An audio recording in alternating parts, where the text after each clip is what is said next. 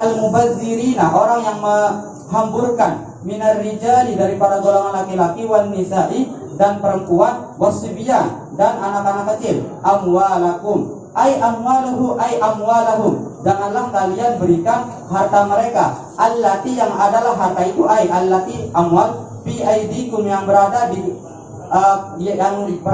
pengaturan kalian, yang ada di tangan kalian, allati, yang adalah harta itu, ja'alallah, yang Allah jadikan lakum, bagi kalian, qiyamah, sebagai bekal hidup. Masdar qoma, kalimat qiyamah masdar qoma, ai, maksudnya adalah takumu, yang kalian takumu, harta itu yang bisa menopang bima'asyikum, kehidupan kalian, wasalahi awaddikum, dan bisa menjadi salah pembaik awaddikum, yaitu kesusahan kalian. Fayudayyi'uha, maka apabila kalian memberikan nanti anak-anak atau orang-orang yang mubazir itu harta mereka, fayudayyi'uha, maka mereka akan menyia-nyiakannya, bi ghairi wajhiha, pada bukan tempatnya. Wa fi qira'atin, dan pada satu bacaan kalimat qiyaman itu dibaca qayyimah, allati ja'alallahu lakum qayyimah, bukan qiyamah. Qiyaman jam'u qimatin, dia adalah jamak daripada qimah. Maksud daripada adalah ma taqumu bihi al-amtiyah, sesuatu yang memang bisa menyenangkan.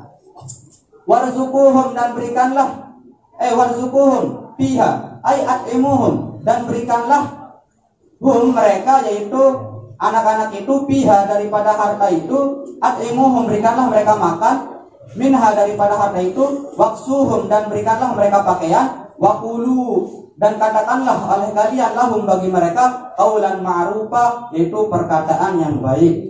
Udduhum uddatan jamilatan, maka perlakukanlah mereka dengan perlakuan yang baik, bi'ataihim, dengan cara memberikan mereka amwalahum, yaitu harta mereka, idza rasyadu, apabila mereka sudah bisa berpikir. Wa badalu, dan ujilah mereka, ikhtabaru, dan ujilah mereka, al-yatama, anak-anak yatim itu, qabla al-bulughi, sebelum mereka balik, fid dinihim, pada agama mereka, wa tasarrufihim, dan cara mereka bertransaksi, fi ahwalihim, itu pada urusan mereka, kehidupan sehari-hari, hatta sampai ilgoyah idza balagun nikah, mereka idza balagu, sampai mereka itu balagun nikah, ay saru ahlan lahu, mereka sudah bisa menikah. Saru, mereka menjadi, yang maksud daripada idza balagun nikah, saru, mereka itu sudah bisa ahlan lahu, menjadi orang yang mereka sudah bisa nikah.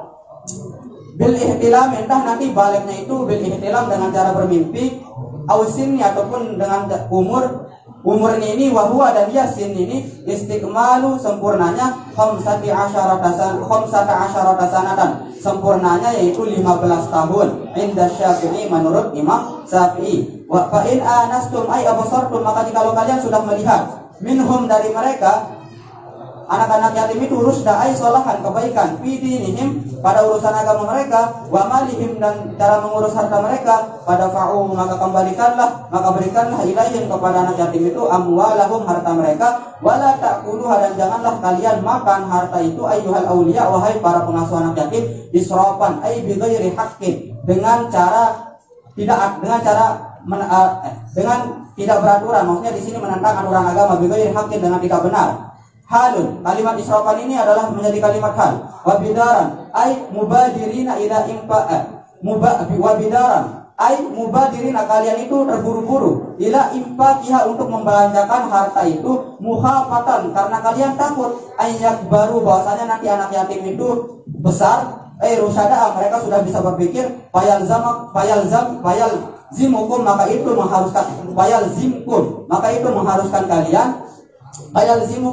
mengharuskan kalian taslimaha, untuk menyerahkan harta itu ilaihim, kepada mereka. Wa man kana, dan barang siapa saja, minal awliya'i, daripada pengasuh anak yatim itu, ghaniyan, kaya, falyasta'fif, maka hendaklah dia menahan, ay yaqifu an malil yatimi, dia itu memelihara diri, an malil yatimi, maksudnya dia tidak memakannya secara tidak benar. maka dia memelihara diri daripada harta anak yatim itu, wa yamna'u, dan ia menahan diri min aklihi, daripada memakannya, wa man kana, dan barang siapa saja daripada aulia itu fakiran, miskin, falyakul, maka hendaklah dia makan minhu, dari harta itu, bil ma'rufi, dengan cara baik. Maksud bil ma'ruf biqadri ujrati amalihi, dengan sesuai ukuran, yaitu upah daripada pekerjaan yang memang dia sudah ditentukan untuknya upahnya itu. Faiza dafa'tum, maka apabila kalian sudah menyerahkan ilaihim, kepada anak yatim itu, ailal yatama, kepada anak yatim, amwalahum, harta mereka, fashhidu, maka saksikanlah atas kalian, alaihim, atas mereka,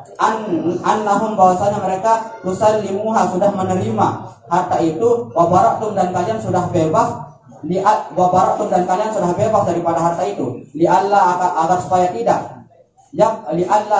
tidak yako'a, terjadi ikhtilafun, yaitu suatu perbedaan, fatarji'u, maka kalian nanti akan kembali ilal bayyinati, kepada penjelasan. Wahaza, dan ini adalah amrun irsyadun, wahaza amrun irsyadun, atau wahaza amru irsyadin, dan ini adalah perintah tunjuk.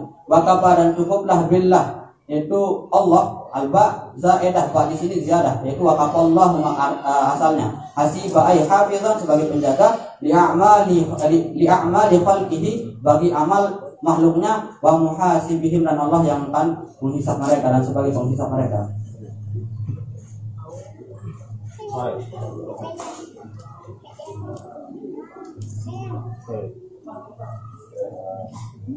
Kita membaca fayada'uha, fayada'uha fi ghairi wajhiha, fayada'uha, maka mereka menaruhnya, meletakkannya di bukan tempatnya. Fi qira'atin, kita membaca apa? Fi qira'atin qayyiman. Jadi kalau baca qayyiman itu nama dari qiyam, nama dari qiyam. Qiyam itu artinya apa? Harga. Itu maksudnya ma taqumu bihil amti'ah, harga barang, qiyam. Jadi zamannya qiyam. Jadi ada yang baca qiyaman, dibaca qiyaman.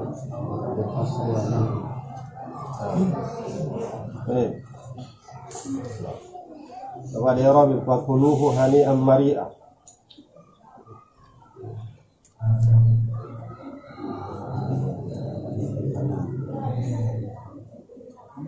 Bismillahirrahmanirrahim. Al-fawaqi'atu fi jawabi syartin.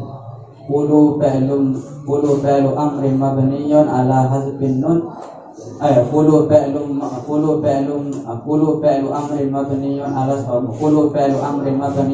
hazfin nun wa anih. Qulu fi'lu amrin mabniyun ala sukun wa alamatu jazmihi hazfun nun niyabatan anis sukun li'annahu minal af'alil khamsah. Al-wawu dhamirun barizun muttasilun mabniun ala sukun fi mahalli raf'in fa'il wa jumlatun min al-fi'li wal fa'il fi mahalli jazmin ala annahu jawabu syarti wa jazaohu. Al-ha'u dhamirun barizun muttasilun mabniun ala dhamm fi mahalli nasbin maf'ulun bih. Hani'an mansubun ala al-hal wa huwa mansubun wa alamatu nasbihi fathatun zahiratun fi akhirih. Mari'an mansubun ala al-hal wa huwa mansubun wa alamatu nasbihi fathatun zahiratun fi akhirih.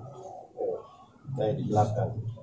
Bismillahirrahmanirrahim. Jadinya maksud daripada ayat yang keempat daripada surat An-Nisa ini nanti menjelaskan tentang ukuran mahar. Jadinya kita sebagai laki-laki, apabila kita ingin menikahi seorang perempuan, maka wajib kita memberikan bagi seorang perempuan itu shadaqatihinna, yaitu mahar mereka.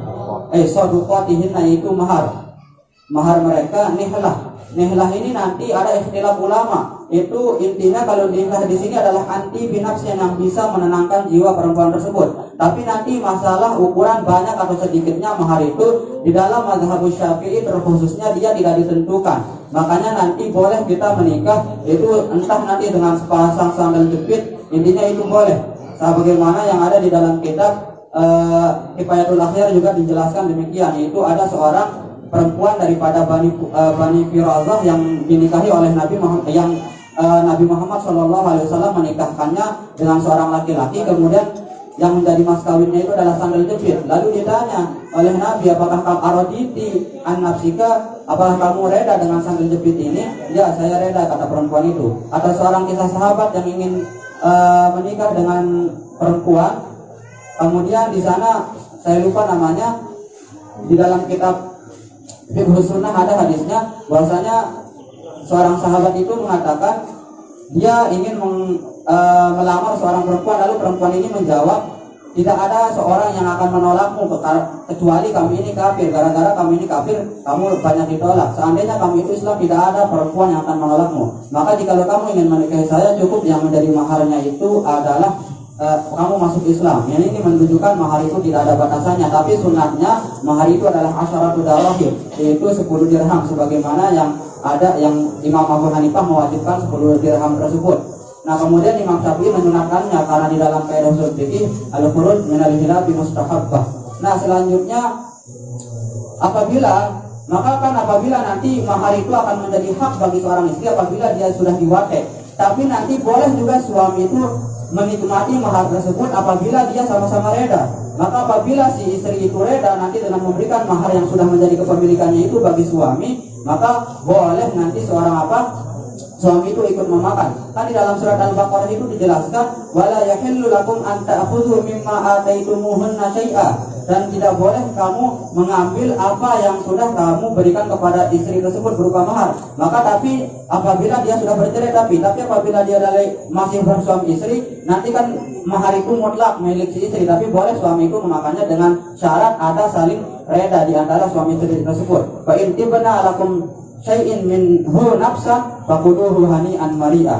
Nah, selanjutnya di sini kita dilarang bagi pengasuh anak yatim, dilarang untuk memberikan anak yatim ini tuh hartanya sebelum dia memang balik, sebelum dia bisa balik, sebelum dia sudah bisa berpikir. Maksudnya secara agama dia sudah bisa mumpuni, kemudian secara tasarruf, yaitu tasarruf ini secara tasarrufnya yaitu transaksinya secara kehidupannya sehari-hari, ahwalnya pada keadaannya dia sudah mampu juga. Karena nanti dikhawatirkan apabila diberikan hartanya di saat dia masih kecil, maka dia akan mubazir, dia akan menyia-nyiakannya. Nah, kemudian di sini juga dijelaskan ancaman yaitu bagi seorang yang memang mengasuh anak yatim. Maka larangan bagi orang yang mengasuh anak yatim, mereka dilarang nanti dia. Nah, di sini wala ta'kuluha, dan janganlah seorang pengasuh anak yatim itu memakan harta itu israfan dengan cara tidak benar. Tapi di ayat yang akan datang nanti dijelaskan dengan cara, maksudnya semisal kalian mengganti, itu ada di ayat selanjutnya yubadala.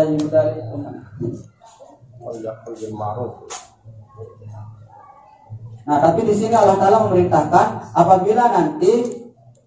Nah, kemudian yang namanya anak yatim itu adalah man la abalahu, yaitu seorang anak kecil yang tidak memiliki bapak. Tapi kalau apabila anak itu tidak memiliki ibu, itu namanya ajami. Kalau dia tidak memiliki bapak dan ibu, itu namanya latif. Itu di dalam tafsir Sawi dijelaskan seperti itu. Nah, kemudian dengan syarat nanti seorang pengasuh anak yatim ini boleh memberikan harta tersebut iza balagun nikah, apabila anak itu memang sudah bisa menikah. Maksudnya dia soru ahlan lahu, dia sudah menjadi orang yang boleh nikah dengan cara entah itu nanti bil ihtilam, balik ini nanti bil ihtilam dengan cara bermimpi apabila dia semisal mimpi basah, awis sini yaitu sini dengan cara umur. Sini ini ya adalah sempurna 15 tahun menurut daripada Imam Syafi'i. Maka kalau dia sudah sempurna 15 tahun, entah nanti dia mimpi atau tidak, dia dihitung sebagai orang yang sudah balik menurut daripada Imam Syafi'i.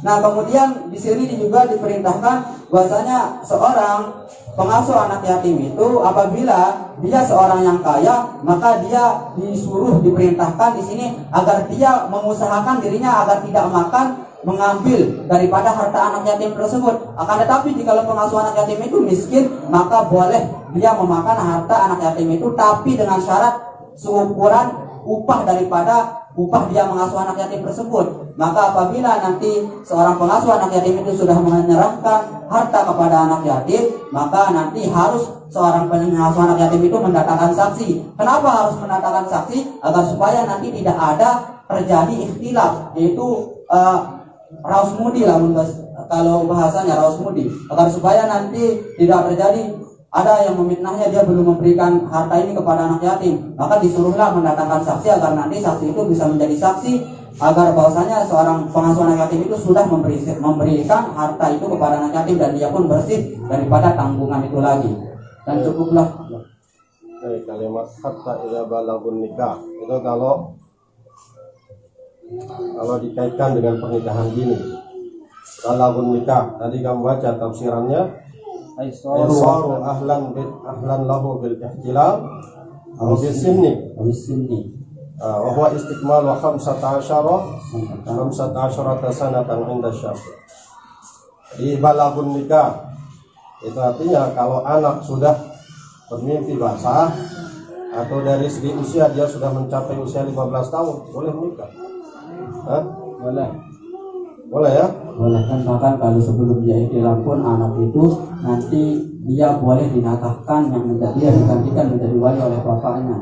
Dalam kitab Muhazzab dijelaskan seperti itu. Jadi gimana kamu menanggapi orang-orang yang menentang pernikahan dini? Jadinya bagi orang-orang yang menentang pernikahan dini kan di sini nanti ada terjadi ikhtilafu ahkamil balad dan ahkamul syara'i. Terjadi perbedaan antara yaitu hukum negara dan hukum syariat.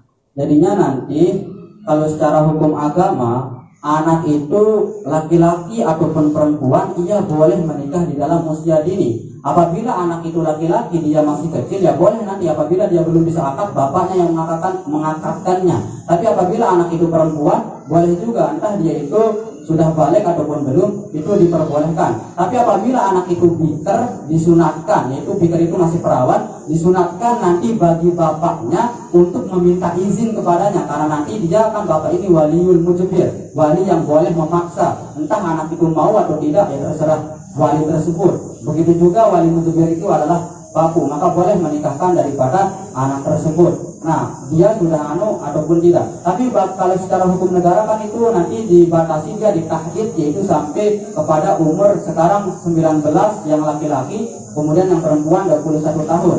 Tapi nanti di sini kalau secara hukum wadai yang kita pandang yaitu hukum pernikahan itu tetap sah karena dia secara akad itu di dalam seluruh kitab ittifaq ulama mazhab Syafi'i itu mengesahkan hukum akadnya. Nah, yang menjadi permasalahan nanti adalah bagaimana hukum melanggar aturan agama sedangkan nanti di dalam di dalam agama di dalam negara apabila seorang wali itu menikahkan anaknya yang belum berusia 21 tahun yang perempuan maka dia akan dipenjara.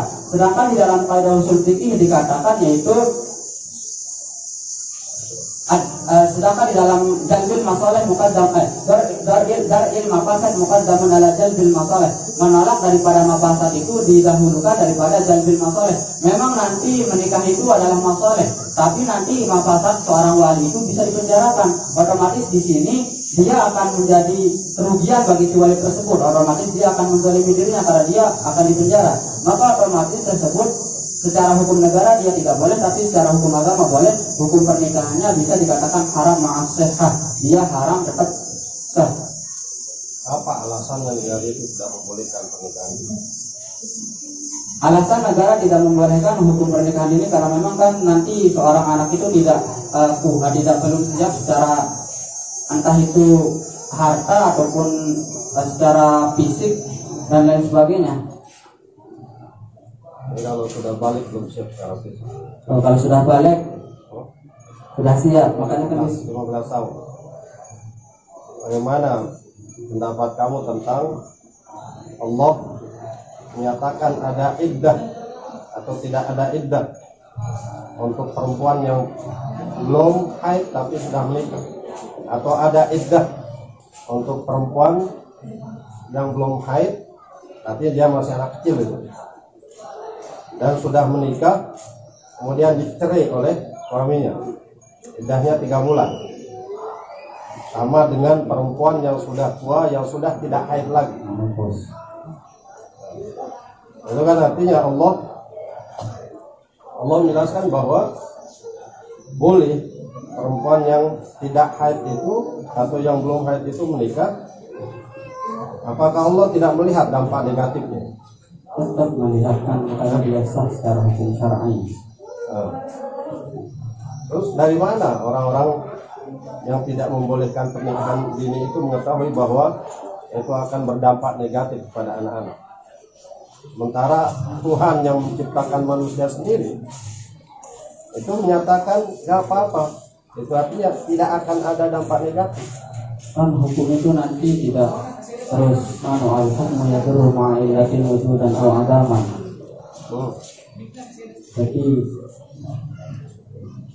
Jadi Allah tidak melihat ilat ketika dia membolehkan.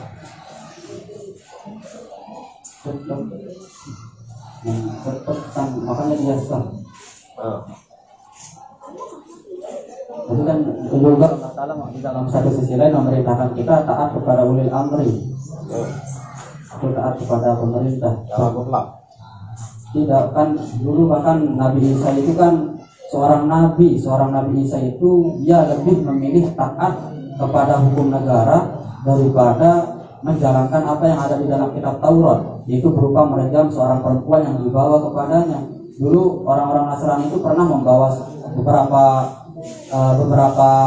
satu orang penzina, kemudian nanti orang Nasrani itu meminta kepada Nabi Isa untuk merejam, untuk menghukum perempuan ini dengan hukuman yang ada di dalam kitab Taurat. Tapi Nabi Isa mengatakan kalian yang berhak menghukum perempuan ini adalah orang yang tidak pernah melakukan dosa pada di antara kalian. Nabi Isa mengungkapkan pendapat ini dijelaskan oleh Profesor Dr. Hamka karena pada saat itu yang memegang hukuman tertinggi itu bukan Nabi Isa sendiri, tapi adalah pemimpin pada saat itu. Ada hukum negara yang lebih tinggi, tapi kalau pada zaman Nabi Muhammad itu memegang hukum tertinggi negara dan agama. Tapi kalau Nabi Isa itu memegang hukum agama saja, sedangkan hukum negara tidak dipegang oleh Nabi Isa. Makanya Nabi Isa itu tunduk kepada hukum negara dan lebih memilih untuk menghukum perempuan tersebut dengan hukum negara dan tidak dengan kitab hukum yang ada di dalam kitab Taurat, itu merejam perempuan penzina tersebut. Ini bukti bahwasanya nanti hukum kita wajib taat kepada aturan negara. Itu kaitannya dengan hukum rejam yang bisa menghilangkan nyawa. Dan di dalam hukum had ataupun qisas itu harus dikedepankan darul apa?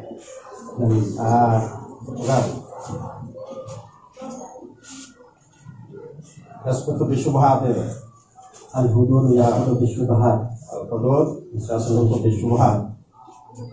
Jadi yang dikedepankan di sini kaitannya dengan hukum had ataupun qisas itu apa? Praduga tidak bersalah. Praduga tidak bersalah. Jangan sampai orang tidak salah dihukum. Makanya ada di dalam kaidah memaafkan orang yang bersalah itu lebih baik daripada menghukum orang yang benar. Jadi nggak apa-apa kita maafkan walaupun dia bersalah daripada nanti kita menghukum ternyata dia benar. Itu di situ dimainkannya oleh Nabi Isa itu. Beliau tidak mengamalkan apa yang terdapat di dalam kitab Injil atau Taurat. Nabi Isa Injil. Tidak mengamalkan apa yang ada di dalam kitab Injil. Kaitannya dengan itu. Karena kalau beliau menghukum sementara dia tidak bersalah, maka memaafkan orang yang bersalah dalam masalah had atau qisas itu lebih baik daripada menghukum orang yang benar. Jadi supaya tidak menghukum orang yang benar, ya udah dimaafkan saja, walaupun nanti akhirnya atau kenyataannya dia bersalah. Makanya di situ Nabi Isa lebih mengedepankan itu. Tapi di sini tidak ada yang dikorbankan, tidak ada nyawa yang akan hilang, dan itu juga sifatnya asumtif. Dampak-dampak negatif yang dikatakan oleh orang bahwa menikah dini itu banyak dampak negatifnya itu masih asumtif, sifatnya asumsi. masih persangkaan saja. Karena Allah Subhanahu wa Ta'ala sendiri menegaskan hal itu artinya tidak ada dampak negatifnya. Kemarin ada sosialisasi lah dari salah seorang anggota Dewan di Mataram kaitannya dengan pernikahan dini. Tapi ada audiens yang menyanggah dengan mengatakan, Tuan Guru, saya ini dulu menikah dini karena salah satu dampak negatif yang beliau sampaikan itu bahwa pernikahan dini itu akan mengakibatkan anak mengalami stunting. Stunting itu gizi buruk, nggak bisa besar anaknya. Tapi audiens ini mengatakan, Pak Tuan Guru, saya dulu dan istri saya juga menikah dini. Saya usianya 18 tahun, istri saya 15 tahun. Tapi kenyataannya anak-anak saya lebih besar dari saya. Ya, orang itu besar, secara fisik besar, kuat, anak-anaknya lebih besar. Dan di sini banyak orang-orang yang menikah dini dan anaknya sehat-sehat. Jadi apa yang dikemukakan oleh orang-orang yang katanya membela hak anak, membela hak perempuan itu masih asumsi saja, sifatnya asumsi. Jangan kemudian itu dijadikan sebagai dasar hukum untuk mementahkan hukum yang sudah ditetapkan oleh Allah Subhanahu wa Ta'ala. Bolehnya lakukan pernikahan dini. Bapak-bapak, ibu-ibu, itu dari ayat hatta idza balagun nikah. Ya, Allah menyatakan balagun nikah, sampai mereka anak itu sampai di usia yang mereka sudah layak untuk menikah. Dijelaskan di sini layak untuk menikah itu kalau sudah ihtilam atau dari segi usia sudah mencapai 15 tahun laki-laki. Nah, adapun untuk perempuan bahkan sebelum dia haid pun itu sudah boleh. Baik, tapi